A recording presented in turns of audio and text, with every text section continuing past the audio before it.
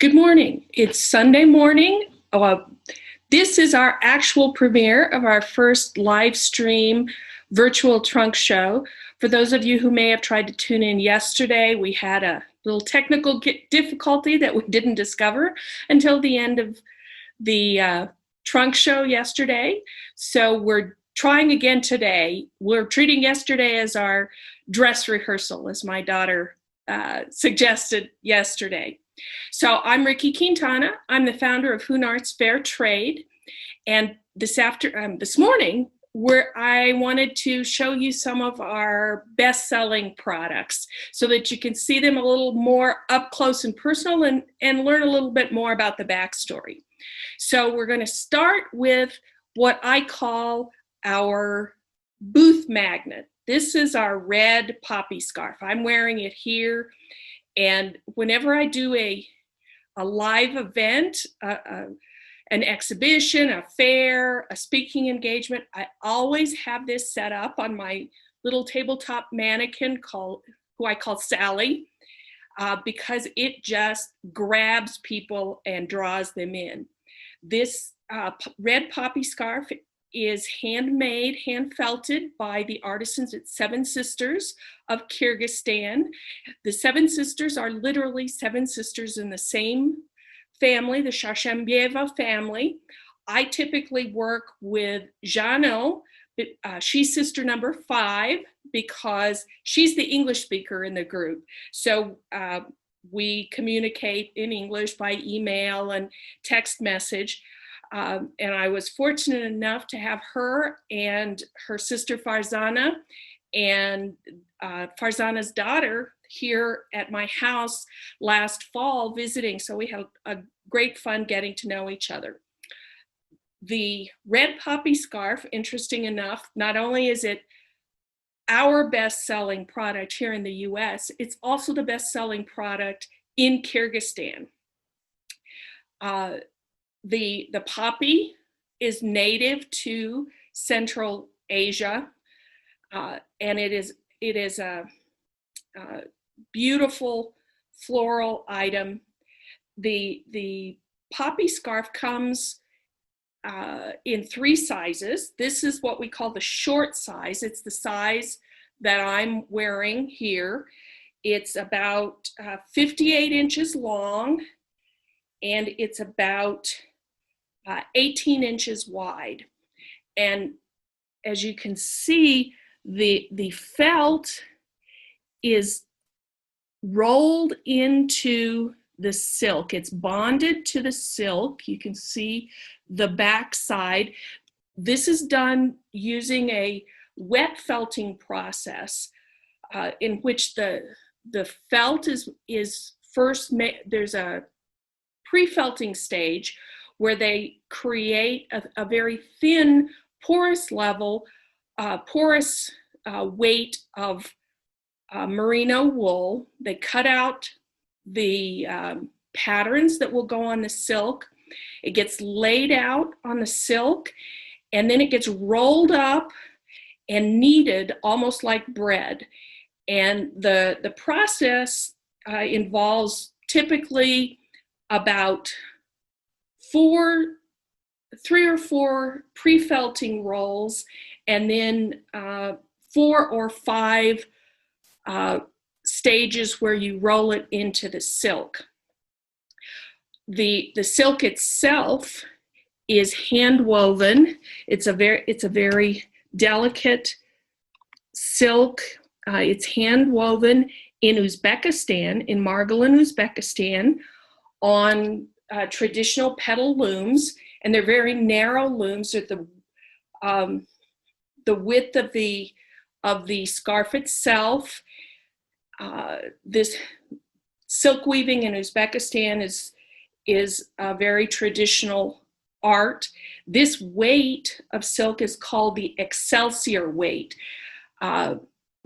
It's a little bit denser, and it really requires the expert touch of experienced artisans to be able to successfully roll the silk into, roll the felt into the silk.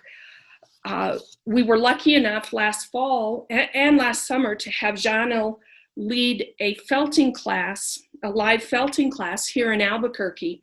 And in working with the beginning felters, she used a lighter weight, more porous silk called the gauze weight, because it really takes a lot of upper body and arm strength to roll it into the Excelsior weight. So the regular length, the short length costs $75. And then it also comes in what we call the regular length. This one is about 24 inches long, wide, and about 79 inches long. And this one you can wear it as a scarf, like this, or you can wear it as a shawl, opened up like this. It makes a beautiful shawl for special occasions. I'm rather scarf challenged, as you can tell, but you can see on the scarf that I'm wearing, there's a little red tie here. That was actually designed specifically for HoonArts because there are more people than me who are scarf challenged. So I asked Janelle to design a tie that could just snap and be able to keep a scarf in place without a lot of adjustment. And we have it in red, we have it in gray, we have it in black, and we have several other colors as well to coordinate with other colors of our scarves. These all cost $5. So and we have a third size of the felted silk scarf, the extra long size, and this is the same width, about 24 inches, but it's 106 inches long. So it's great for people who like to double wrap a scarf, or are petite and like to double wrap, or have very broad shoulders and still want to be able to toss it around and not have it keep drooping in front of you.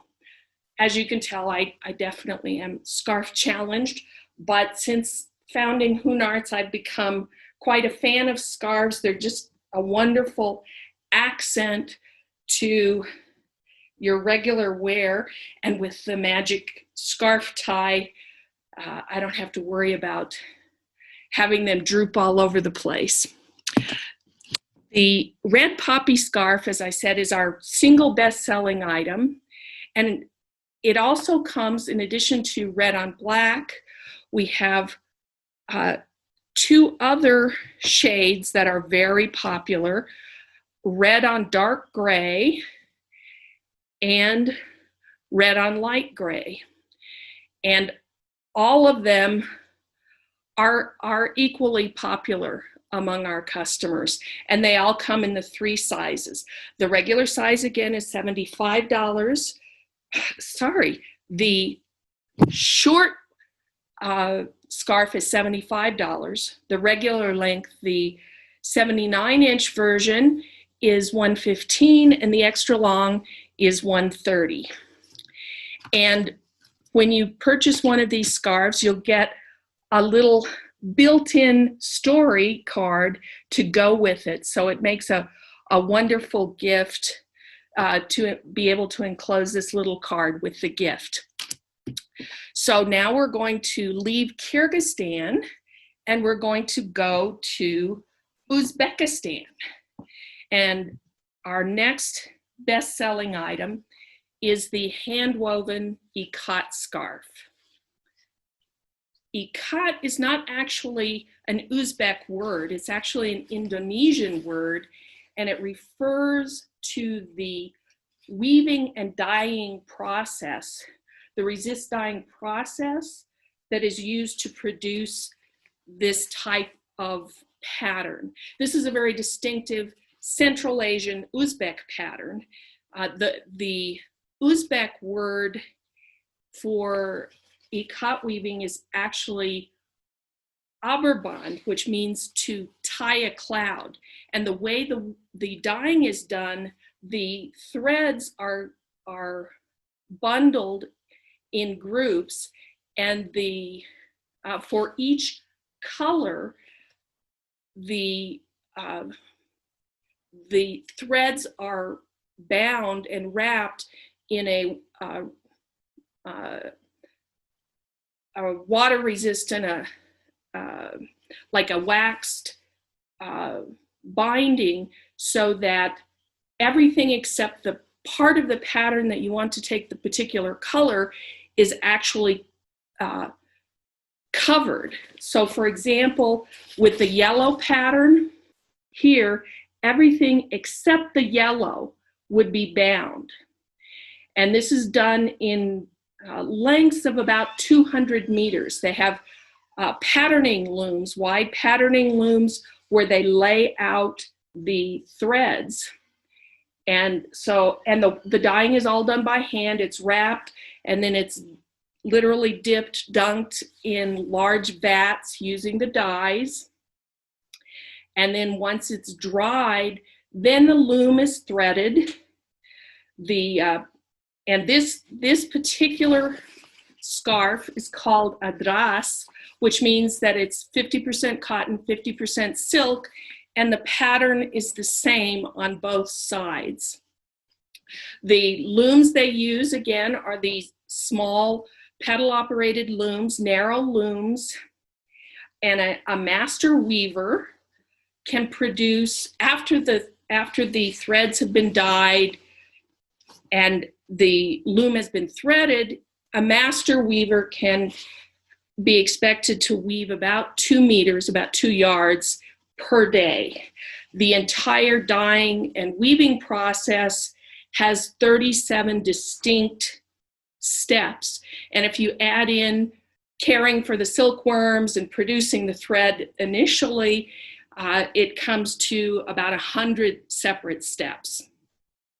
So as I said, this particular scarf is a very distinctive Central Asian type of pattern, large patterns, many colors. In Central Asia, it's common to have patterns of 6 to 8 different colors. We laugh with our Central Asian designers that in Central Asia, there's no such thing as too many colors or colors that don't go together. It's just a different aesthetic. So this one would be a very traditional large pattern. And you can see it has 6 different colors. Each one of these ikat scarves sells for $45. And then here's another very traditional ikat scarf. This one is very popular in New Mexico because we love everything turquoise in New Mexico. Again, 6 different colors. Sometimes you'll find patterns with 8 different colors. So these have the large patterns.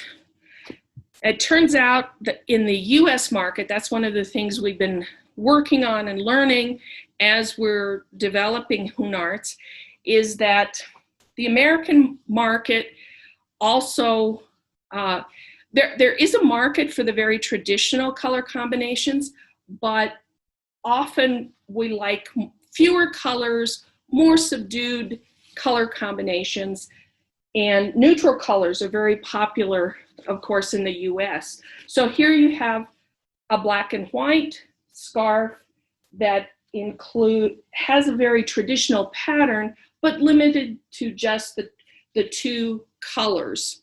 So that would be a modification. And these are all, they have little self fringes at the bottom, again, woven on the narrow looms.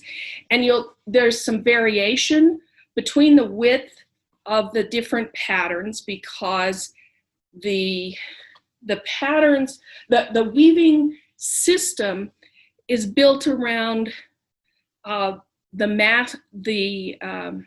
master pattern makers, and they're usually family based. We work with a group called Ikat Uz, which involves I think it's 5 different masters, and each master has their own particular patterns and designs that they guard very jealously. And there's an apprentice system where younger artisans go through the multi-year apprentice system, learning all the steps of the entire process. And if things go right, the master's daughter will ultimately end up marrying their chief apprentice, so it can all stay in the family. But as a result, all the looms and the width of particular patterns vary because they're based on the looms that are built for each master's individual workshop. Here's another black and white. This would be something that was designed with a Western audience in mind because it has a more geometric, repetitive process because the geometric patterns and the smaller patterns are very popular in the West. So again, these are all $45 each. And now we're moving from Uzbekistan to Tajikistan, where Suzani embroidery is very popular. Suzani refers to both the wall-sized tapestry, embroidered tapestry that would be typically included in a traditional collection of household items, home decor items that a bride would take with her into her bridal home.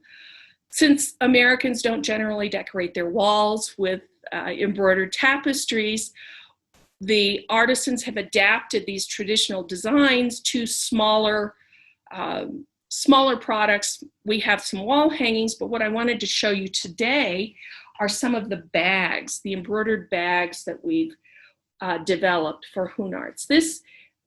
This particular size and style, the over-the-shoulder bag with an adjustable shoulder strap, is our most popular size of bag.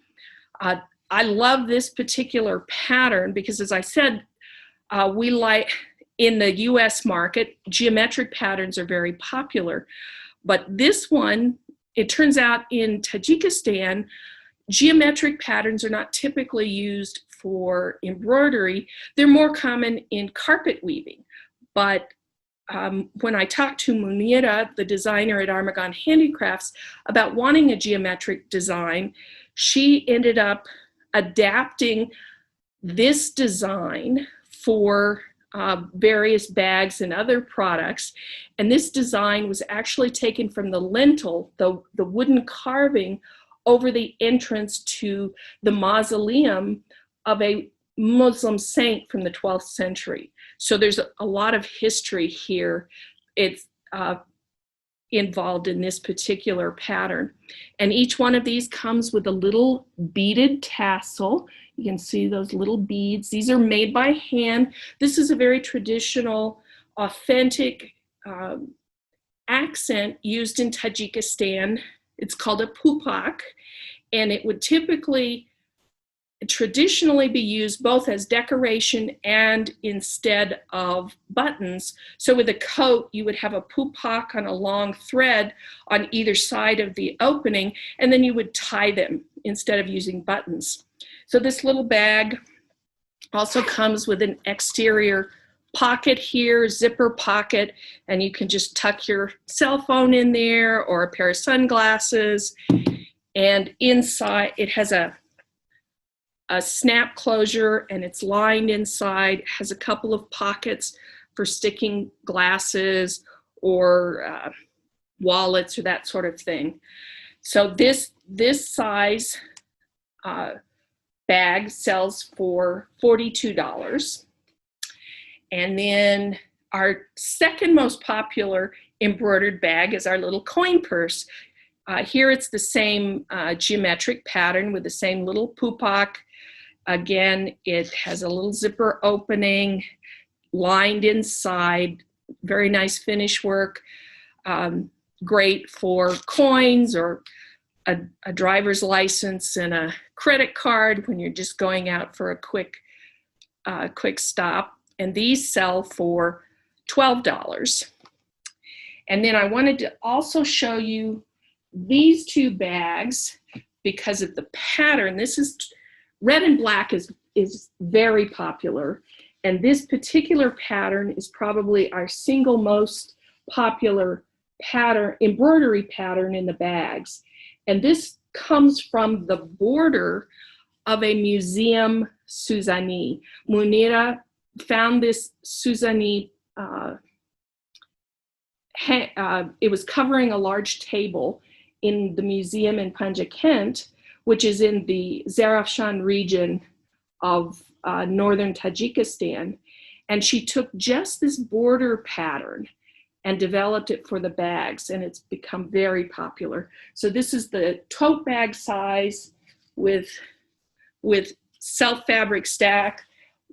You can wear it over the shoulder. It's very handy. It's also has a zipper closure, nice big, and lined with multiple pockets inside, very handy. This sells for $60. And then we have the little clutch size, also with a little pupak closure, that sells for $20. And before we leave Tajikistan, I wanted to show you a couple of special embroidered bags. These patterns are Lakai patterns. It's a particular ethnic group in Central Asia. And it's become, it's a very, very distinctive geometric pattern that you can see. And these particular bags are were made using older heirloom kinds of embroidery. If you look carefully, you can see there's a seam here. These were originally made as decorative bands.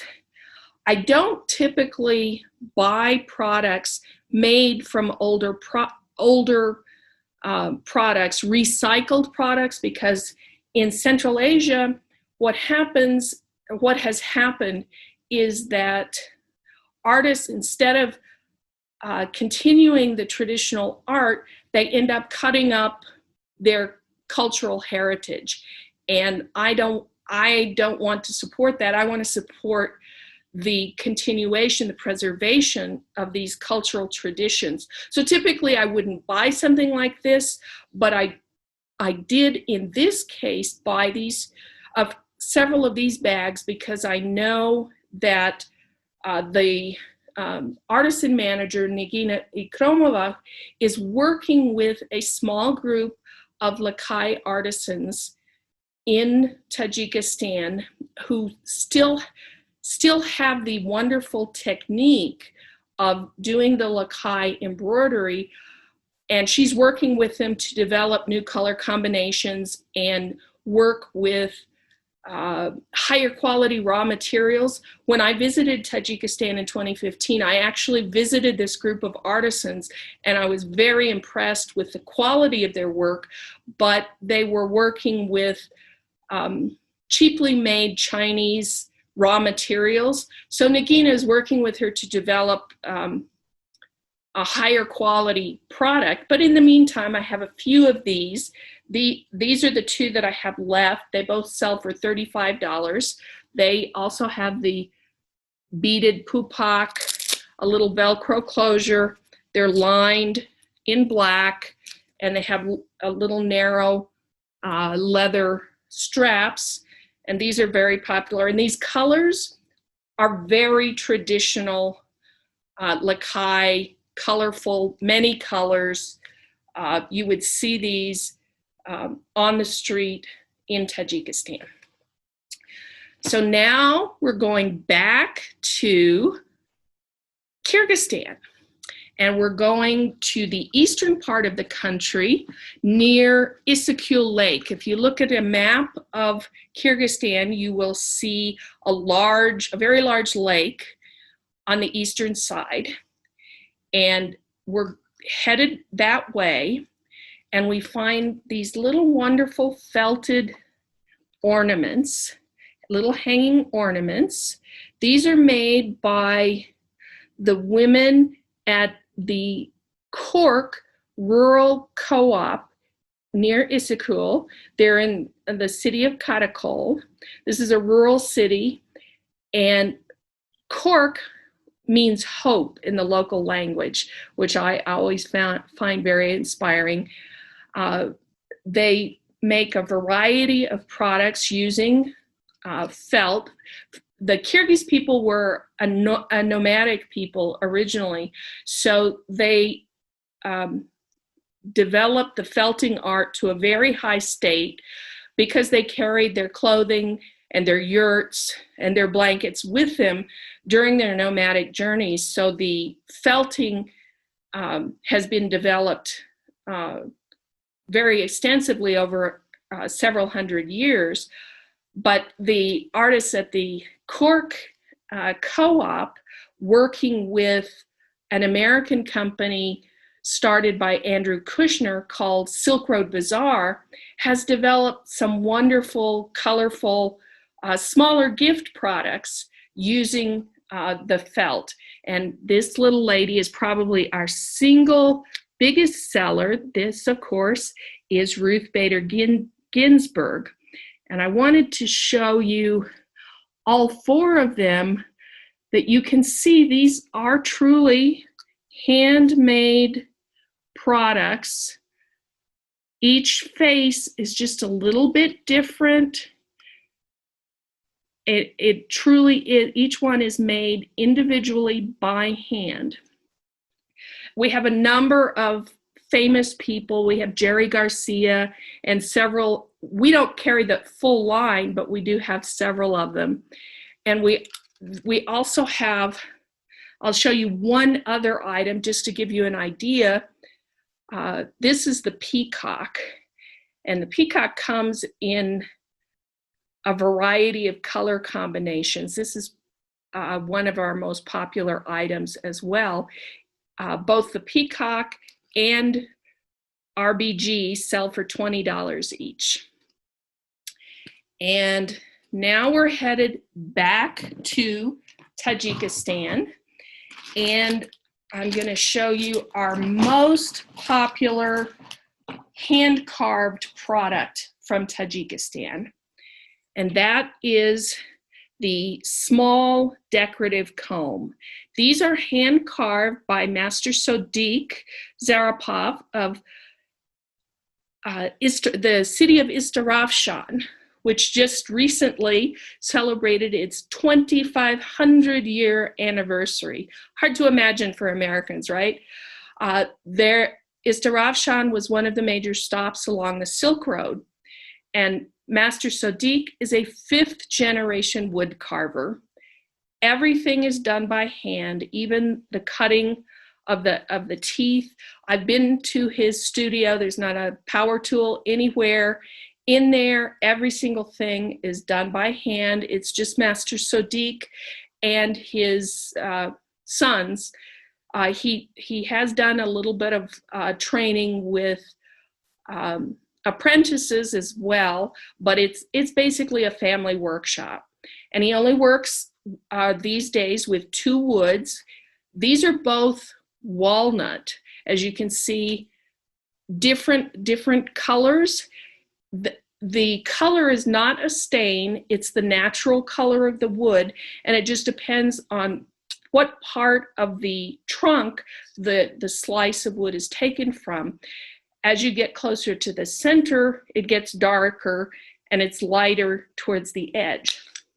The other type of wood he works with is apricot wood, which has a very reddish tint. You can see it here. Both, obviously, walnuts and apricots are fruit and nut trees. All of the wood they work with comes from cultivated orchards. Both nuts and dried fruit are important agricultural products. And in the valleys of the mountainous regions of Tajikistan, wherever there's a village gathering, you will find fruit trees and nut trees.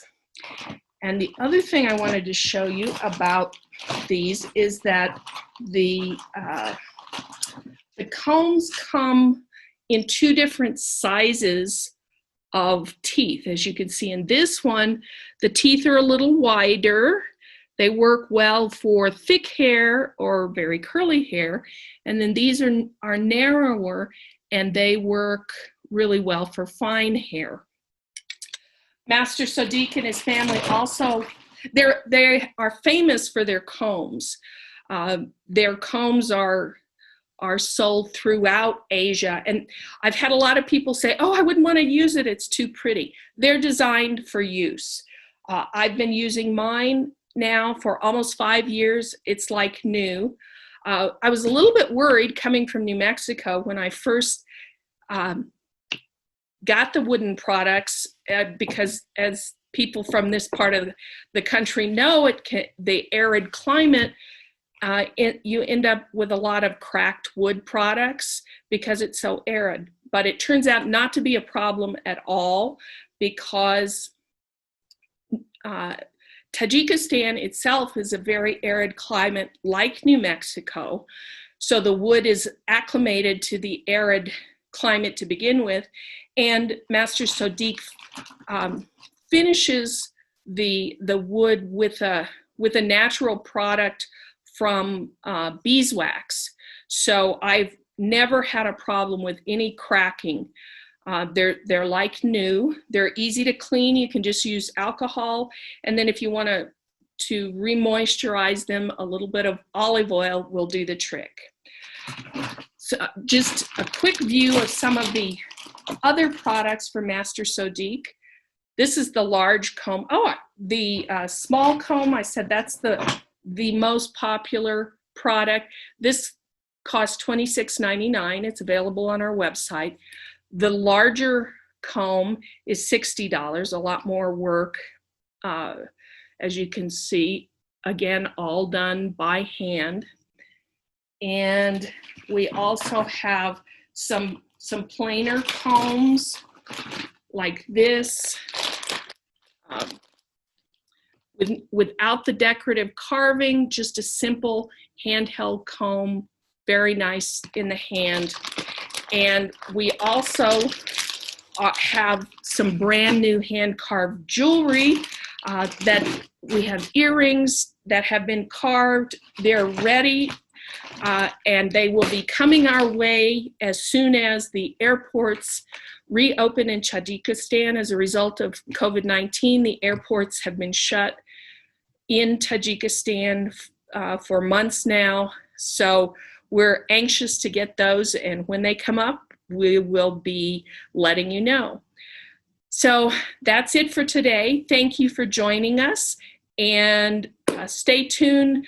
We'll be doing more of these virtual trunk shows as time passes. Thank you again for joining us, and we'll see you next time.